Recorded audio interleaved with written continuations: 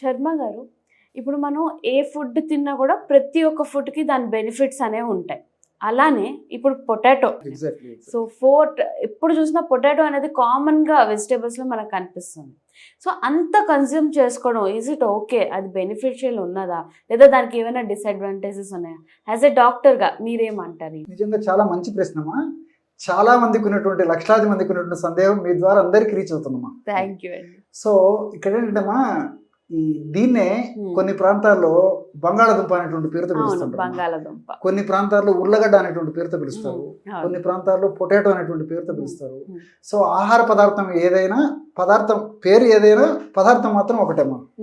So మీరు అన్నట్లు బంగాళాదుంప లేదా ఆలుగడ్డతో తయారైనటువంటి వంటకాలు అనేటువంటి రోజు ఉండదమ్మా. ఈ రోజున మీరు గమనించినట్లయితే చిన్నపిల్లలు బాక్సులు గమనించండి, స్కూల్కి తీసుకెళ్తారు కదమ్మా, ఆలుగడ్డ కూర లేనటువంటి బాక్స్ ఉండదమ్మా. అంత కామన్ అయిపోయింది. సో దీనివల్ల ఏం జరుగుతుందంటమ్మా, చాలా మందికి అవగాహన లోపం చేత, వండేటువంటి విధానం తెలియక, దాన్ని సక్రమ పద్ధతిలో ఉండకపోవడం చేత వివిధ రకాలైనటువంటి అనారోగ్యాలకు హేతుభూతం అవుతుందమ్మా. సో యాక్చువల్గా ఏంటంటే, సర్వసాధారణంగా మనం తీసుకునేటువంటి ఆహారంలోనే పిండి పదార్థాలు ఎక్కువ తీసుకుంటున్నాం. పాలిష్డ్ ఫుడ్, అదేవిధంగా రీఫైన్డ్ ఫుడ్, ముఖ్యంగా ఈ బియ్యం అంతా పాలిష్డ్ బియ్యమే కదమ్మా. గోధుమలు పాలిష్డ్ రీఫైన్డ్ గోధుమలు ఇలాంటివి వాడుతున్నాం. సో వీటిలో ఎక్కువగా కార్బోహైడ్రేట్స్ ఉంటాయమ్మా. అలాగే ఈ ఆలుగడ్డలో కూడా లోపలి భాగం అంతా కార్బోహైడ్రేట్స్ ఎక్కువ ఉంటాయి. ఆలుగడ్డలో 3 పొరలు ఉంటాయమ్మా. మొదటి పొరలో కొన్ని రకాలైనటువంటి మంచి విటమిన్స్ ఉంటాయి, B1, B2, B3, pantothenic acid ఇలాంటివన్నీ అనమాట. సో రెండవ పొరలో ప్రోటీన్స్, కొన్ని రకాలైన పోషకాలు ఉంటాయి. మూడవ పొరలో అంటే మెయిన్ దమ్మా, అందులో కార్బోహైడ్రేట్స్, నీరు ఇవన్నీ ఉంటాయమ్మా. సో మనం ఏం చేస్తున్నామంటే, మొదటి పొర పూర్తిగా తొలగించేస్తాం, ఇంచుమించు రెండో పొర కూడా పూర్తి తొలగించేటువంటి పరిస్థితి. కేవలము లోపల ఉన్నటువంటి ఆ లోపల ఏదైతే గుజ్జు ఉంది, ఏదైతే ఉందో ఆ గుజ్జునే ఫ్రై చేసి కానీ, లేకపోతే ఉడికిచ్చి కానీ, మరొక ఫామ్లో కానీ వాడుతున్నాము. సో అన్నంతో చేసుకున్నటువంటి బియ్యంతో చేసుకున్నటువంటి పదార్థాలు కార్బోహైడ్రేట్స్వే. అట్లే చెప్పేసి ఇది కూడా ఈ బంగాళాదుంప కూడా మొత్తం కార్బోహైడ్రేట్స్. సో ఈ కార్బోహైడ్రేట్స్ కన్సంప్షన్ ఎక్కువ కావడం వల్ల ఏం జరుగుతుందంటే, రకరకాల వ్యాధులు వస్తుంటాయి. ఈ రోజుల్లో లైఫ్ స్టైల్ డిజార్డర్స్ ఎక్కువగా రావడానికి కారణం ఏంటంటే కార్బోహైడ్రేట్స్ ఎక్కువగా వాడుకోవడం.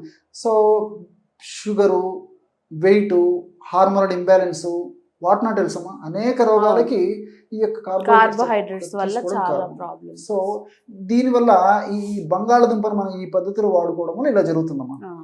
దీంట్లో కానీ ఇంకోటి ఏం చేస్తామంటే, మనం ఈ బంగాళాదుంపని ఆ ఫ్రై చేసినప్పుడు కానీ, మరొక పద్ధతిలో దాన్ని వండినప్పుడు కానీ రుచి కోసం పులిపేస్తాం. ఆ పులుపు తగ్గాలంటే మళ్ళీ ఉప్పు, కారం, మసాలాలు వేసేస్తాం. సో ఇవన్నీ కూడా హాని చేసేస్తాయమ్మా.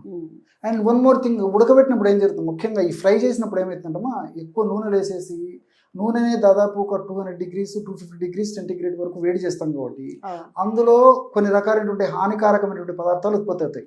అక్రిలమైడ్ అంటారమ్మా. సో దీర్ఘకాలికంగా ఈ అక్రిలమైడ్ తయారైనటువంటి పదార్థాలు వాడుకోవడం వల్ల క్యాన్సర్ వచ్చేటువంటి ప్రమాదం కూడా ఉందని చెప్పేసి రీసెర్చ్ చెప్తున్నాయమ్మా. సో ఈ రెగ్యులర్గా వాడుకోవడం వల్ల లాంగ్ టర్మ్లో ఇలాంటి అవకాశాలు కూడా ఉంటాయన్నమాట. అక్రిలమైడ్ అనేటువంటి కెమికల్ తయారైపోయి అది క్యాన్సర్ కారణమవుతుందని చెప్పేసి పరిశోధనలు తెలియజేస్తున్నాయి. సో రెండవది ఏంటంటే, ఈ ఉప్పు, కారం, మసాలాలు ఇందులో దట్టించేసరికి ఆల్రెడీ కార్బోహైడ్రేట్స్ వలన ఇబ్బంది అవుతుంది. దీనివల్ల ఈ ఉప్పు, కారం, మసాలాల వల్ల మరింత శరీరానికి హాని జరుగుతుందమ్మా. రెండవది ఏమంటే, ఎప్పుడైతే మనం ఈ విధంగా ఫ్రై చేసామో దాని న్యాచురాలిటీ తీసేసరికి దాంట్లో ఉన్నటువంటి పోషకాంశాలు కూడా తగ్గిపోతాయి. దాంట్లో నుండి పోషకాంశాలు పోతాయమ్మా, పొటాషియం కానీ కొన్ని రకాల ఆ పోషకాంశాలు కూడా పోతాయమ్మా. సో దానివల్ల అన్ని రకాలుగా హాని జరుగుతుంది తప్ప బాడీకి అయితే పెద్దగా ఉపయోగపడదమ్మా. సో కాబట్టి మనం వాడేటువంటి విధానం మార్చుకొని వాడుకోగలిగితే చాలా చక్కటి ఫలితాలు కలుగుతాయమ్మా. రెండోది ఏంటంటే, చెప్తే మీకు ఆశ్చర్యం వేస్తుందమ్మా, పద్ధతి ప్రకారం వాడితే బంగాళాదుంప ఆకలి కూడా తగ్గిస్తుందమ్మా. అవునా? మీకు ఆశ్చర్యం అవుతుంది. అందులో ప్రొటేజ్ ఇన్హిబిటర్ 2 అనేటువంటి ఒక కెమికల్ ఉందమ్మా బంగాళాదుంపలో. ఆ కెమికల్ ఏం చేస్తుందంటే, మన జీర్ణ వ్యవస్థలో కొలెసిస్టోకైనిన్ అనేటువంటి ఎంజైమ్ని ఎక్కువ రిలీజ్ చేస్తుంది. సో ఎప్పుడైతే మన బాడీలో జీర్ణ వ్యవస్థలో కొలెసిస్టోకైనిన్ అనేటువంటి ఎంజైమ్ ఎక్కువ రిలీజ్ అవుతుందో అప్పుడు ఎక్కువ ఆకలి కాదు కాబట్టి మనం లిమిటెడ్గా తీసుకోగలం. బంగాళాదుంప తీసుకున్నా లిమిటెడ్గా తీసుకోవాలి.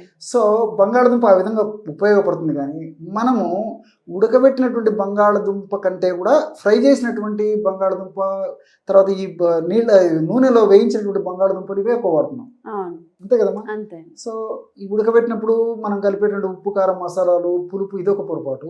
రెండోది ఈ వేయించడం వల్ల జరిగేటువంటి పొరపాట్లు, వీటి అన్నిటి వల్ల బంగాళదుంప వల్ల హాని జరుగుతుంది. కాబట్టి ఎలా తీసుకోవాలంటే బంగాళదుంప మనకి ఎందుకంటే నిత్యం మనకు దొరుకుతుంది, చీప్లో దొరుకుతుంది, అందరికీ అందుబాటులో ఉంటుంది, చేసుకోవడం సులువు, వాడకం సులువు, రుచికరంగా ఉంటుంది. మా బీరకాయ, దొండకాయ, దోసకాయ, కాకరకాయ ఇలాంటివి అయితే కొంతమంది వాడరు, కొంతమంది వాడతారు. బంగాళదుంప అయితే అందరూ వాడతారు, ప్రతి ఒక్కరి ఇంట్లో ఉంటుంది, ఈజీగా ప్రిపేర్ చేసుకోవచ్చు, ప్రిపరేషన్ కూడా ఈజీగా చేసుకోవచ్చు. సో దాన్ని పద్ధతి ప్రకారం వాడితే ఇబ్బంది ఉండదమ్మా. సో ఈ కొలెసిస్టోకైన్ అనేటువంటి ఎంజైమ్ను ఎక్కువ ఉత్పత్తి చేస్తుంది కాబట్టి ఆకలి తగ్గిపోతుంది కాబట్టి మనం కొద్ది ప్రమాణం తీసుకుంటాం, దానివల్ల ప్రాబ్లం ఉండదు. కానీ ఉడకబెట్టడం వల్ల ఈ యొక్క సమస్య కలగదం, అది ప్రొటెక్ట్ అవుతుందమ్మా. సో ఉడకబెట్టి తింటే మంచిది, ఇప్పుడు అంతేగాని ఫ్రైస్ గట్ట అంత మంచిది కాదు. నేను చెప్పినటువంటి ప్రోటీన్ ఇన్హిబిటర్ ఫ్యాక్టర్ పోతుందమ్మా. సో అది ఎప్పుడైతే పోతుందో న్యాచురల్ అతిగా ఆకలి కావడము, కార్బోహైడ్రేట్స్ ఉన్నాయి కదమ్మా, త్వరగా జీర్ణం అయిపోతుంది. త్వరగా జీర్ణం అయిపోతే మళ్ళీ ఎక్కువ ఆకలి అయిపోతుంది. ఆకలి ఎక్కువ అయిపోతుంది, ఎక్కువ ఫుడ్ తింటాం, ఫుడ్ తినే కొద్ది లావ్ అవుతారు, షుగర్ వస్తుంది, హార్మోన్ ఇంబ్యాలెన్స్ వస్తాయి, వాటినా తెలుసమ్మా, ఆయాసము, గుండె జబ్బులు, మెదడుకు సంబంధించిన జబ్బులు, అది కేంద్రీకృతం అవుతుందమ్మా. సో ఉడకబెట్టి వాడుకోవడం వల్ల ఇబ్బంది ఉండదు. ఇప్పుడు కూరల్లో గట్ట మనం ఉడకబెట్టి వాడుకుంటే ప్రమాదం అనేది ఉండదమ్మా, చాలా వరకు అదుపు చేయవచ్చు. అండ్ రెండోది ఏమిటమ్మా, అది కూడా కొద్ది ప్రమాణంలో వాడుకోవాలమ్మా. ఎందుకంటే ఇందులో క్యాలరీస్ ఎక్కువ ఉంటాయమ్మా. బంగాళదుంపలో 100 grams బంగాళదుంప తీసుకుంటే 97 calories ఉంటాయమ్మా. సో క్యాలరీస్ ఫుడ్ కాబట్టి ఈ రోజుల్లో మనకు శారీరక శ్రమ తగ్గిపోయిందమ్మా. అన్ని కూర్చొని చేసేటువంటి పనులు అయిపోయినాక బాడీకి ఎక్సర్సైజ్ ఉండట్లేదు అన్నమాట, మానసికమైనటువంటి శ్రమ ఎక్కువ పడుతున్నాము. సో ఇటువంటి వాళ్ళలో కార్బోహైడ్రేట్స్ ఫుడ్ తక్కువ ఉండాలమ్మా. సో క్యాలరీస్ ఫుడ్ తక్కువ ఉండాలి.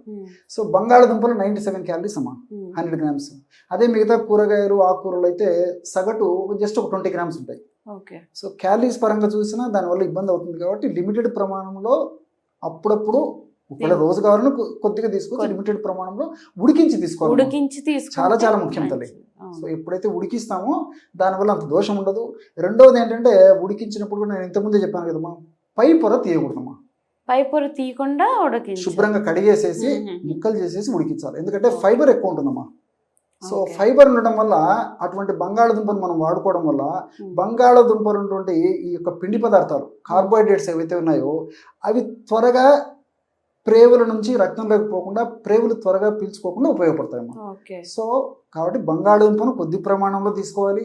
అదేవిధంగా ఆ యొక్క మొత్తం అమ్మా శుభ్రం చేసేసి క్లీన్ చేసేసి బంగాళదుంపను పైన యొక్క తొక్కు ఉంటుంది కదమ్మా, తొక్కుతో కూడా కలిపి తీసుకోవాలి, వండుకోవాలి. అట్లా తీసుకుంటే ప్రాబ్లం ఉండదు.